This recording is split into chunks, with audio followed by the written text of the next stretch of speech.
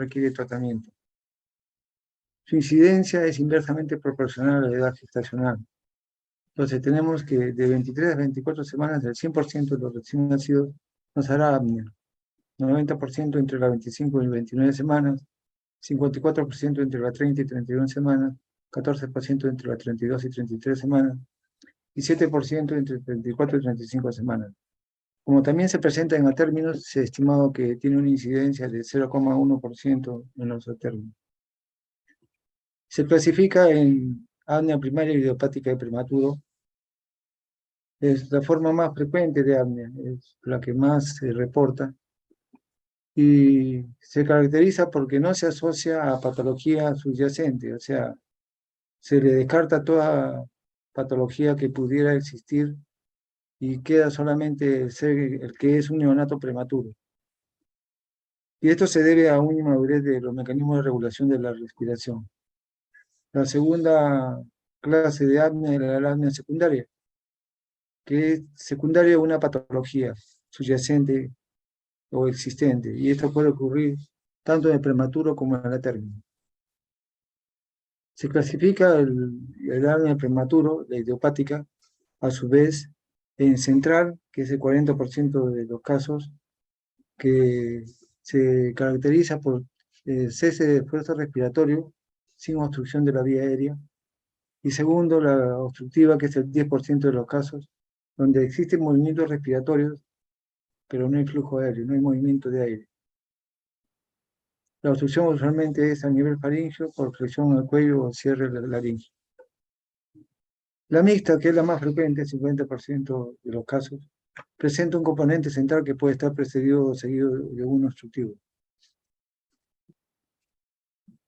Factores implicados en la patogenia del apnea: mecanismo central, disminución de la quimiosensibilidad central, depresión hipóxica ventilatoria, incremento de neurotransmisores inhibidores, retraso de desarrollo del sistema nervioso central, mientras que la vía reflejo periférica, una disminución o aumento de la actividad del cuerpo carotídeo, alteración en quimiorreflejo laríngeo, respuesta a bradicardia excesiva. Ahorita lo vamos a detallar esto. Este es un esquema donde se explica, al lado izquierdo tenemos que hay una reducción en la respuesta hipercárnica debido al aumento de inhibidores como el ácido GABA-aminobutírico y la adenosina, que luego nos vamos a encontrar nuevamente con la doxina con el tratamiento, ya que la cafeína o la aminofilina que se utilice para el tratamiento del apnea va a inhibir la adenosina, la acción de la adenosina. Esta respuesta a hipercárnica reducida va a traer un volumen minuto reducido, trayendo apnea. La inmadurez del sistema nervioso central, caracterizado por disminución de conexiones sinápticas, disminución de arborización dendrítica, disminución de mielinización, va a traer reflejos inhibitorios aumentados, laringoespasmo, relajación de músculo de la vía respiratoria superior, trayendo apnea. Y disminución de la autorregulación cerebrovascular, ya que prematuro son muy propensos a tener cambios en la circulación cerebrovascular.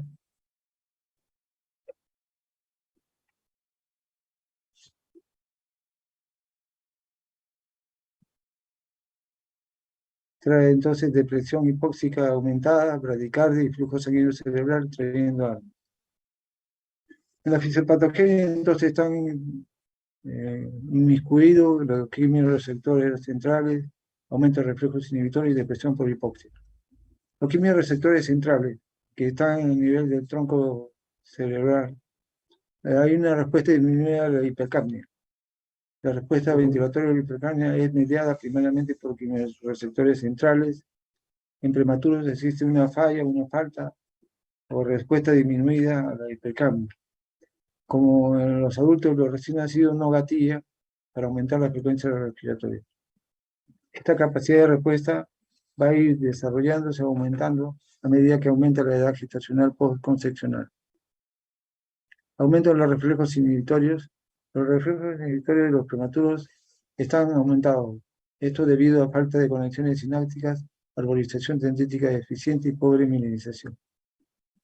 En presencia de hipercapnia o hipoxia, puede haber una inhibición de los músculos implicados en la respiración superior, bloqueando la vía aérea al estarse moviendo el diafragma, o puede ocurrir espasmo de laringe.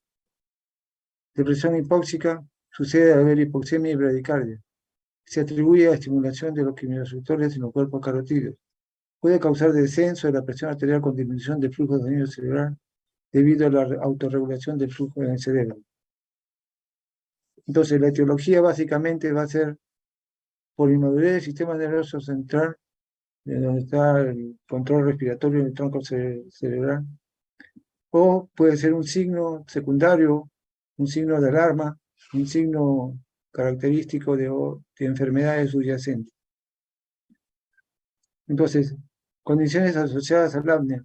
El apnea puede darse por prematuridad generalmente, pero antes de pensar en que sea por prematuridad o por inmadurez cerebral, tenemos que descartar que sea una apnea secundaria a distintas patologías. Una vez descartadas esas patologías, si nos queda solamente prematuridad, diremos que es apnea de la prematuridad.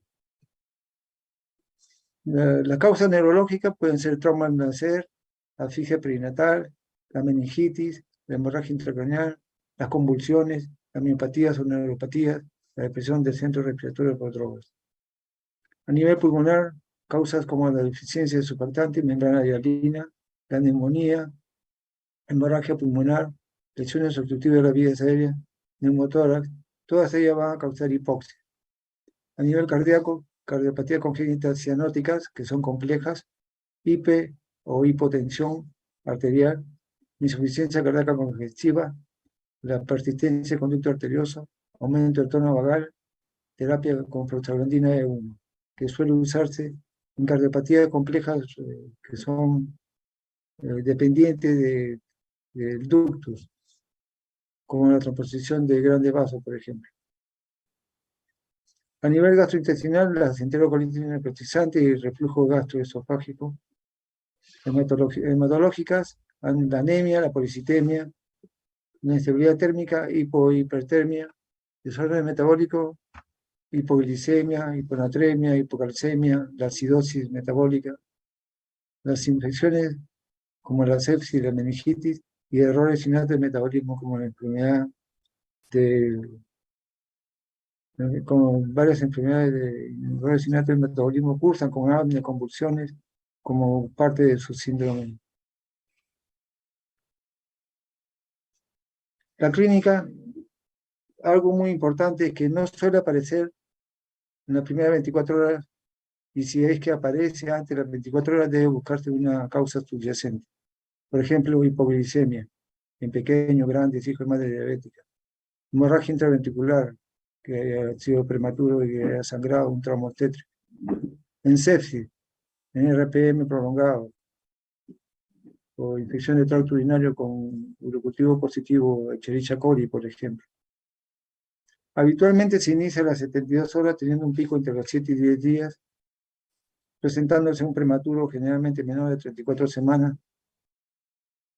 Presenta palidez, cianosis y bradicardia. Esa sería la clínica. Debemos monitorizar a todo neonato que nace con menos de 34 semanas o menos de 1.750 gramos, en busca de episodios acnéicos durante la primera semana de vida. De comprobarse la apnea, está indicado el tratamiento. Siempre debe descartarse la apnea que sea secundaria primeramente, y luego de haberse descartado, sería apnea de la prematuridad si es que la edad gestacional es menos de 34 semanas. Deben ser vigilados mediante el sistema continuo de monitoreo, simetría de pulso, observación de movimiento de la pared de tórax y actividad respiratoria. El diagnóstico se da con la historia, antecedentes perinatales, asfixia, edad gestacional, postnatal, drogas que haya usado la madre o se haya utilizado el recién nacido, como el fenobarbital, por ejemplo, factores de riesgo para la infección, procedimientos, termorregulación, no ir a los extremos de hipo e hipertermia, la posición, muchas veces la flexión del cuello produce cierre de la vía aérea superior y trayendo apnea. Tolerancia alimentaria, muchas veces son bebés que hacen apnea durante la toma de alimentos. El examen físico con énfasis en la evaluación cardiorrespiratoria y neurológica. Y laboratorio, tenemos acá una amplia gama de patologías como infección, deterioro de la oxigenación, alteraciones metabólicas, patología intracraneal, inestabilidad térmica, asfixia, reflujo gastroesofágico, consumo de drogas, donde tenemos que llevar, por ejemplo, en una infección, de presentarse el apnea, ver la intolerancia a la alimentación, la letargia, la inestabilidad, la evaluación con hemograma, cultivos, PCR, reactante de fase aguda para diagnosticar y tratar la patología de fondo. En caso de alteraciones metabólicas, aparte del apnea va a haber irritabilidad, temblores, depresión del sistema nervioso central. Y aquí tenemos que descartar las enfermedades metabólicas agudas más frecuentes, como es la hipoglicemia, en el caso de ser hijo y madre diabética, pequeño o grande o macrosómico, hipocalcemia, hipomagnesemia, alteraciones electrolíticas, mediante el dosaje de estos exámenes. Bien.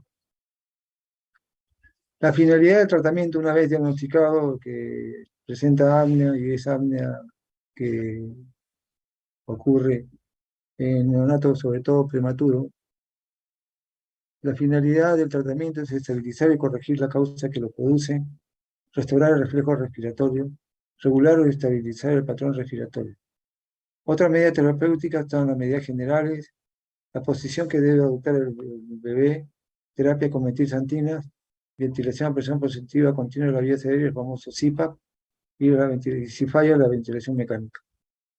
En el tratamiento, las medidas generales es individualizar según la causa. Si hay asfixia, si es prematuro, si hay dificultad respiratoria, si hay hipotermia, por ejemplo, inmediatamente subir la incubadora para que regule la temperatura. Evitar causas precipitantes como la obstrucción de la vía aérea nasofaringia, o sea, una buena posición con ligera extensión de cuello, la llamada posición de olfateo. Mantener la estabilidad térmica, mantener una adecuada saturación y mantener una vía aérea alineada. La posición, que es importante, sobre todo se recomienda en menores de 34 semanas, que evitar la flexión y extensión extrema del cuello y cabeza y cuello. ¿Por qué? Porque obstruye la vía aérea superior. Debe estar en una ligera extensión con posición de olfateo.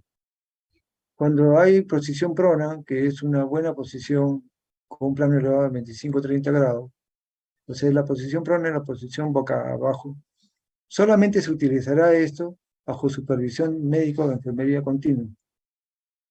Esto, ¿qué es lo que causa esta posición al neonato, siendo vigilado cercanamente? Da mayor estabilidad a la caja torácica, regula el patrón respiratorio, y cuando utilicemos la posición supina, cuando el paciente no se encuentra bajo supervisión médica, tiene menor riesgo de muerte súbita. Por eso que si utilizamos posición prona debe estar en continua observación en neonato. El uso de metilxantinas ya tiene como 40 años de uso en neonatología. Es un antagonista competitivo de los receptores de adenosina, de ahí nos acordamos. La adenosina es un inhibidor. Entonces, es un antagonista competitivo de los receptores de adenosina, estimula el centro respiratorio disminuyendo el umbral de respuesta a la hipercapnia, aumenta la contractibilidad del diafragma y previene la fatiga. Tiene una dosis de impregnación o primera dosis de ataque, que es de 8 miligramos por kilo endovenoso. La teofilina, si es que se utiliza la teofilina, 4 o 6 miligramos por kilo peso. Dosis de mantenimiento, la mianfilina es 1 a 2 miligramos kilo peso. La teofilina también es 1 a 2, pero esa se da cada 8 o 12 horas. De todas maneras, porque no solamente es el efecto del estimulante del centro respiratorio, sino también tiene la dosis terapéutica está cercanas a las dosis tóxicas de la metilxantina. Tanto la minofilina como la teofilina en su degradación y para ser eliminado pasa por ser cafeína. Cafeína es en realidad el metabolito que va a ejercer acción ¿no? Como antagonista competitivo de los receptores de adenosina. Entonces, como la dosis tóxica está cercana a la dosis de tratamiento, se tiene que monitorizar la frecuencia respiratoria, la frecuencia cardíaca, apnea, niveles séricos de teofilina. Es muy importante porque puede haber problemas gastrointestinales, mala tolerancia, distensión abdominal, diuresis aumentada y taquicardia. La cafeína tiene menos efecto tóxico. Es el medicamento de elección para el tratamiento de las apneas, sobre todo de la prematuridad. Tiene un efecto neuroprotector asociado con mejores resultados a largo plazo. Tiene una vida larga hasta 120 horas y se utiliza cada 24 horas. Tiene una dosis de impregnación de 20 miligramos kilodosis y de mantenimiento de 5 miligramos kilodía cada 24 horas. En cambio, las metilxantinas anteriores eran cada 8 o 12 horas de uso. De todas maneras, hay que monitorizar la frecuencia cardíaca, la apnea y los niveles séricos de cafeína. Si falla estos medicamentos, entonces pasamos al CPAP nasal.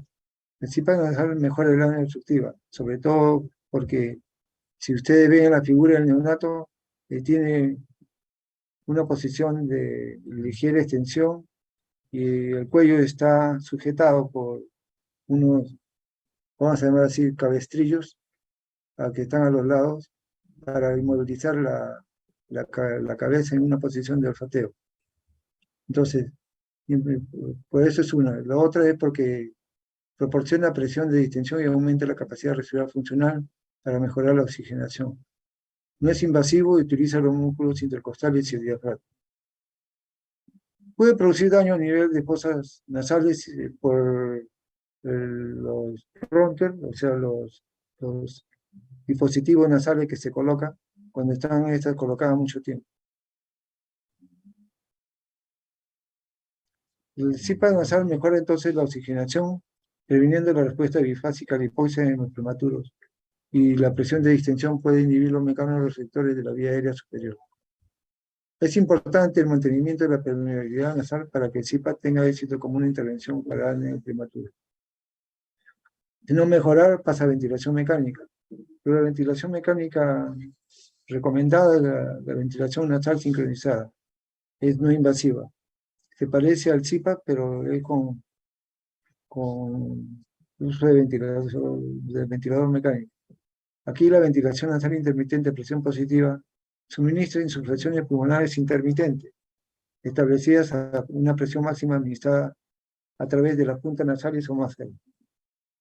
Su uso disminuye la necesidad y duración de la ventilación mecánica endotraqueal invasiva. El pronóstico. Los recién nacidos que tienen 28 semanas o más van a tener episodios de apnea que suelen resolverse entre las 35 y 36 semanas, mientras que los menores de 28 semanas no tendrán episodios de apnea que pueden perdurar hasta 43 a 44 semanas de edad postconcepcional. Un ejemplo, un niño que nace de 30 a 31 semanas va a utilizar cafeína probablemente hasta las 35 o 36 semanas y luego no hace apnea por unos 5 o 7 días, se retira la cafeína, una semana sin apnea, se da de alta con control a las 35 o 36 semanas. Pero los prematuros extremos, menores de 28 semanas, los de 25, 26, 27 semanas, muchas veces recaen haciendo apnea y pueden perdurar hasta las 43, 44 semanas de edad gestacional corregida. Conclusiones entonces, el apnea es un episodio de ausencia de flujo respiratorio que dura mayor de 20 segundos o de menos duración si va acompañado de repercusión cardiovascular, de saturación y bradicardia significativa. Afecta mayormente a menores de 34 semanas y la cafeína es un tratamiento seguro y efectivo. Antes del alta, el registro de un periodo de 5 o 7 días sin episodio de apnea después de suspender el tratamiento no va a predecir una baja probabilidad de recurrencia sintomática del apnea. Un casito clínico. Usted está atendiendo a un recién nacido de 24 semanas con un peso de 600 gramos. ¿Cuál sería su manejo integral en la UCI para poder evitar el apnea prematuro? Primero, el riesgo de apnea en ellos es casi 100%, como vimos. Entonces, iniciamos metistantina profiláctica de elección cafeína y manejo de oxigenoterapia de UCI, ventilación mecánica más surfactante probablemente, monitoreo. El tratamiento con cafeína lo tendrá hasta que llegue a las 34 semanas o más de edad gestacional corregida, no presente apnea. De no hacer apnea, esperamos 5 a 7 días y definir el alta si está en condiciones óptimas. Ese sería el manejo de el neonato de 24 semanas de 600 gramos de peso. Usted tiene un recién nacido de 31 semanas de edad gestacional con peso de 1.400 gramos, de 10 días de vida, ya pasó su estado crítico de probablemente dificultad respiratoria, y ya está casi saliendo de la UCI. A los 10 días presenta un episodio que dura más de 15 segundos, acompañado de frecuencia cardíaca de 80 y de saturación de 80. Son alteraciones hemodinámicas significativas, con ausencia de flujo aéreo y de esfuerzo respiratorio. ¿Qué tipo de apnea es? ¿Cuál es el medicamento para su tratamiento recomendado? Entonces, la respuesta sería, si tiene ausencia de flujo aéreo y de esfuerzo respiratorio, es una apnea de tipo, a ver quién responde. Rosa Gárgate Chávez.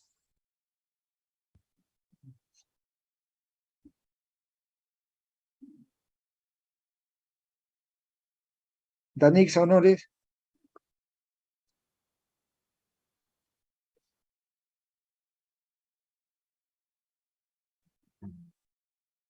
Si no hay esfuerzo respiratorio y no hay flujo aéreo, lo más probable es que sea una apnea central. El medicamento de elección es la cafeína, dosis de ataque o de impregnación de 20 miligramos por kilo, y después de las 24 horas dar dosis de mantenimiento de 5 miligramos por kilo, cada 24 horas.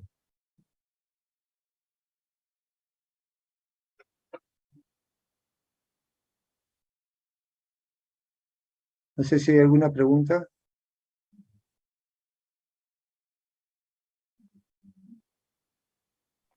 Todo claro, doctor. Ok, entonces nos vemos el día lunes en el examen. Gracias, doctor. Gracias,